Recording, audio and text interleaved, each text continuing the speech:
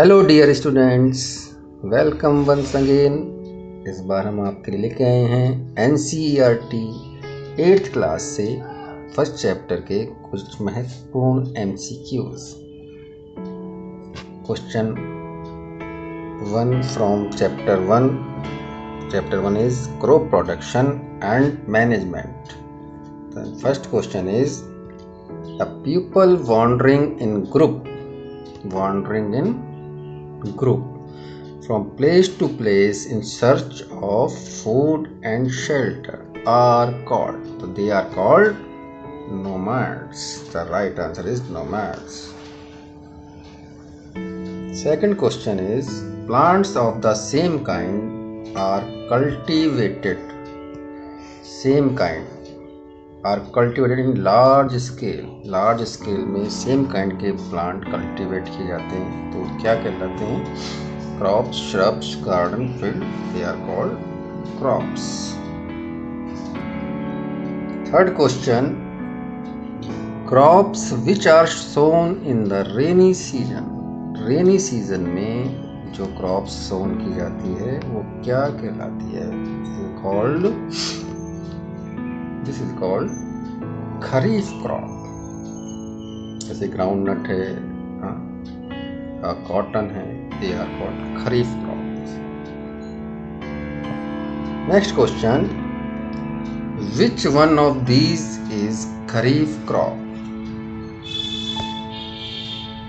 खरीफ crop का आपको example देना है, कौन सा इसमें से खरीफ क्रॉप है? तो soybean, mustard, gram, wheat. Mustard, gram, wheat, they are all rabi crops. The right answer is soybean.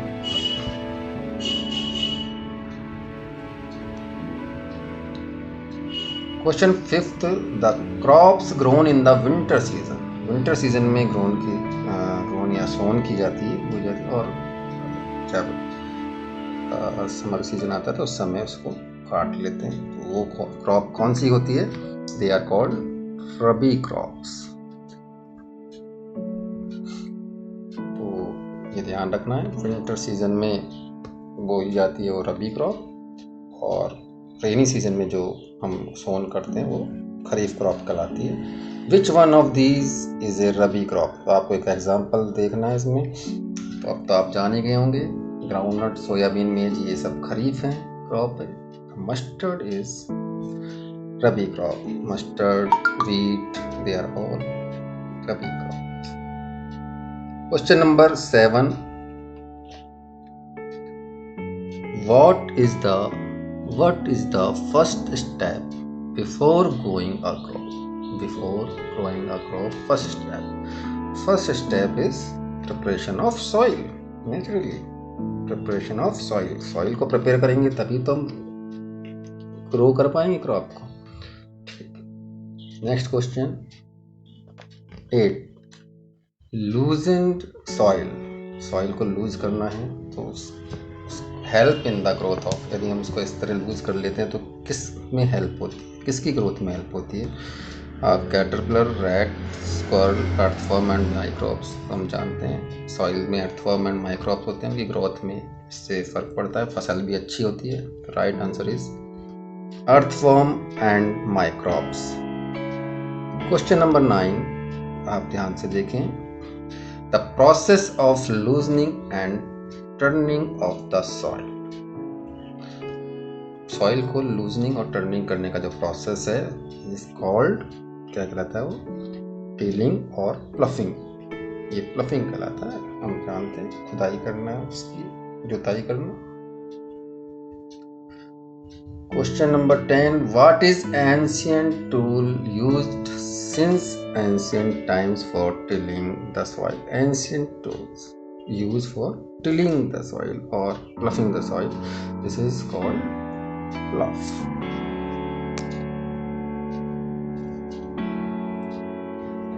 Question number 11, simple tool which is used for removing weeds. Weeds आप जानते होंगे, ये कुछ ऐसे प्लांट्स आ जाते हैं हमारी क्रॉप्स के बीच में जो हमारे यूज़ के नहीं होते, दे आर कॉल्ड वीड्स, तो उनको रिमूव किया जाता है। And for loosening the soil, और लूजनिंग द सॉइल और रिमूविंग वीड्स के लिए कौन सा टूल यूज़ किया जाता है? तो seed drill no, plough no, this is hoe. Plough भी यूज किया जाता है कोई जगह लूजनिंग के लिए तो, लेकिन यहाँ पर whole.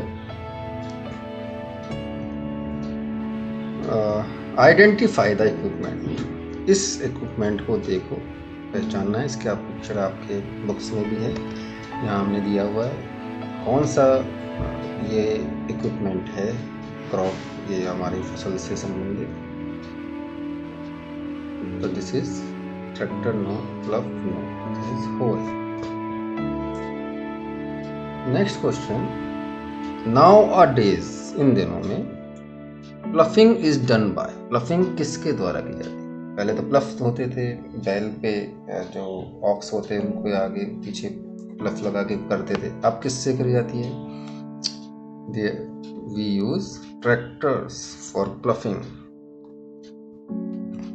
Next question is identify the equipment, इस इक्विपमेंट को देखो, इस पिक्चर को देखो अच्छे से और आइडेंटिफाई करो ये क्या है।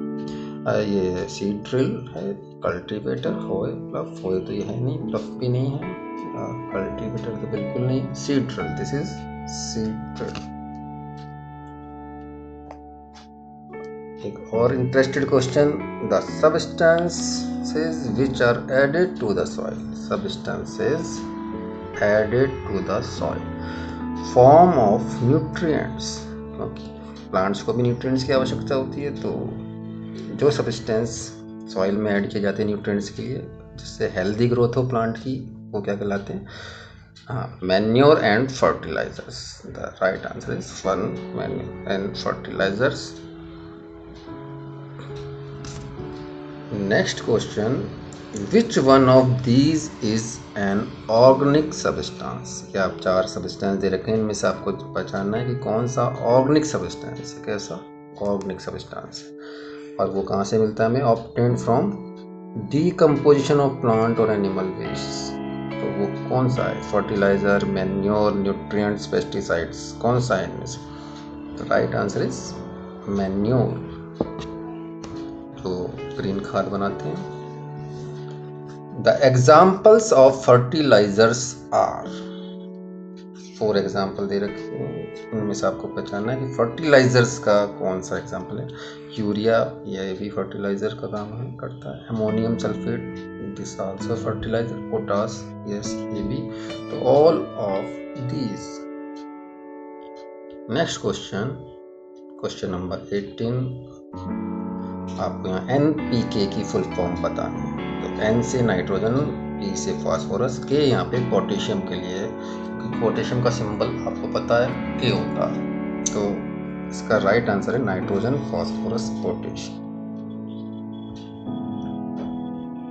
Next question, besides fertiliser what is the another method of replenishing the soil, fertiliser डाल के तो हम रीप्लेनिशिंग करते ही हैं, इसके अलावा और क्या मेथड होता है जिससे हम रीप्लेनिशिंग करते हैं सॉइल की?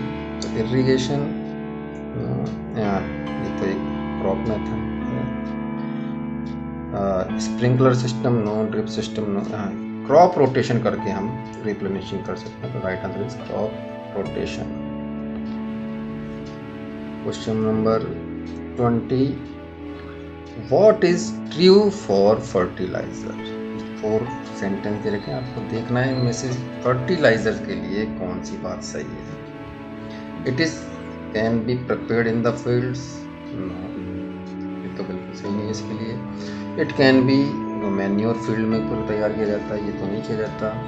It can be decompose, no, ये डीकम्पोज भी नहीं द्वारा भी नहीं होता है, वो भी मैन्योर ही होता है। It is a man made inorganic salt, it provides a lot of humus to the soil, ये तो ह्यूमस वाला तो बात बिल्कुल गलत है। हाँ, it is a man made inorganic, यही फर्टिलाइजर के लिए सही है। तो ये 20 क्वेश्चन की सीरीज़ आपको कैसी लगी अपने कमेंट्स ज़रूर दें, वीडियो को लाइक करें, शेयर करें और चैनल को सब्सक्राइब करें। Thanks for watching.